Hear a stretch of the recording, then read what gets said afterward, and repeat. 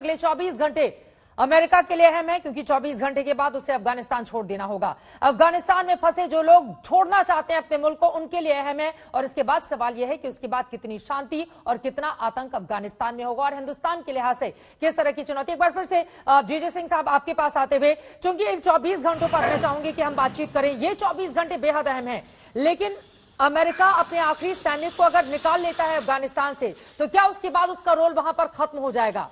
क्योंकि बिना किसी शर्त के उसकी जिस तरह की वापसी हो रही है, उसने न सिर्फ अमेरिका की पोल खोली है, बल्कि अफगानिस्तान के आम लोगों को लेकर भी बहुत सारे सवाल। उनकी जिंदगी, उनका भविष्य क्या होगा, सब कुछ अधर में है। बिल्कुल, आप ठीक कह रही हैं। सबसे पहले मैं कहूंगा कि ये 24 आवर्स 24 घंटे हैं, सबसे ज्यादा क्रिटिकल हैं, क्योंकि ये 24 घंटे में जो आईएस के इस्लामिक स्टेट खुरासन है, वो कोशिश करेगा कि अमेरिका की जाने के साथ उनके मैक्सिमम जो ट्रूप्स हैं, सिपाही जवान हैं वहां पे, उनको मारा जाए, क्योंकि वो बदला लेना चाहते हैं। क्योंकि जब वो सीरिया और दूसरे इराक जैसे देशों में आईसिस के साथ लड़ रहे थे, तो अमेरिका ने उनके ऊपर बहुत बॉम्बिंग की थी, उनकी बहुत कैजुअल्टी की थी। तो इसलिए ये बदले की भावना से वो चाहेंगे कि मैक्सिमम इनको डैमेज, इनके सिपाहियों को ऊपर अटैक किया जाए, कैजुअल्टीज की जाए। दूसरी बात, अमेरिका के लिए ये छोड़ना बहुत ही मुश्किल काम होगा, क्योंकि इस टाइम अगर वो निकल जाता है तो उसके बाद जो उसका रोल होता है, जैसे खबरें आ रही हैं कि वो अपनी एम्बेसी वहां पे नहीं लगाएगा। अगर वो अपनी एम्बेसी नहीं लगाता तो वो जरूर ये जो अलकायदा है, जहां ये खुरासन है, जहां दूसरे जो आतंकवादी हैं, जहां गुट हैं, उनके ऊपर अपने अटैक शुरू करेगा। और मेरा ये मानना है कि जो अमेरिका है वो कुछ देर के लिए डाउन है, पर आउट नहीं है। वो फिर मुझे लग रहा है कि विद आयरन हैंड इन सभी गुट के ऊपर अपनी बम्बारमेंट शुरू करेगा, एक बहुत ही फोर्सफुल तरीके से इनके ऊपर एक्शन लेगा। क्योंकि जो खुरासन है वो मानता है कि तालिबान जो है वो सॉफ्ट, अभी नरम जिहाद कर रहा है। उनका जो विवाद अमेरिका ये तालिबान के साथ है वो ये है, वो कहते हैं कि आप लोगों ने अमेरिका के साथ सौदागिरी की है, आप उनके पिट्ठू हैं, आप उनके साथ मिल चुके हैं। इसलिए ये इन दोनों गुटों के अंदर एक बहुत बड़ा डिवीजन हो चुका है, साथ में अलकायदा वाले आ चुके हैं और पहले ही बहुत भारी गढ़ रहा है ये फाइटर्स का। और जितने ये दुनिया के आतंकवादी गुट हैं, ये उनके लिए एक सुरक्षित पनाहगाह होता हुआ चला जा रहा है। यही तो बात है कि स्थिति, और हिंदुस्तान के लिए चूंकि भारत भी आतंक से पीड़ित रहा है, ऐसे में हमारे लिए भी चुनौतियां कहीं ज्यादा बढ़ जाती है। सुधांशु जी, एक आपका कमेंट मैं चाहूंगी।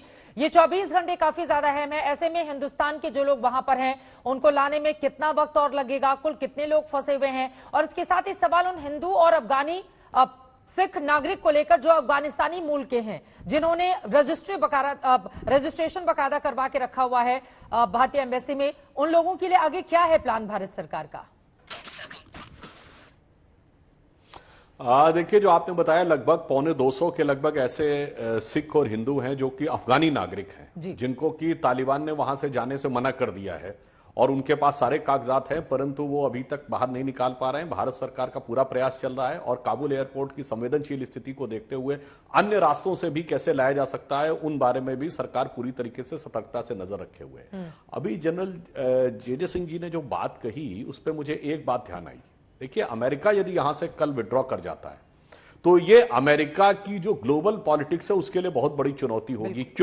क्योंकि अफगानिस्तान के एक तरफ ईरान है, ईरान से अमेरिका के संबंध वैसे ही खराब हैं। दूसरी तरफ पाकिस्तान है, जिसके ऊपर चाइना का इन्फ्लुएंस आज अमेरिका से ज्यादा है।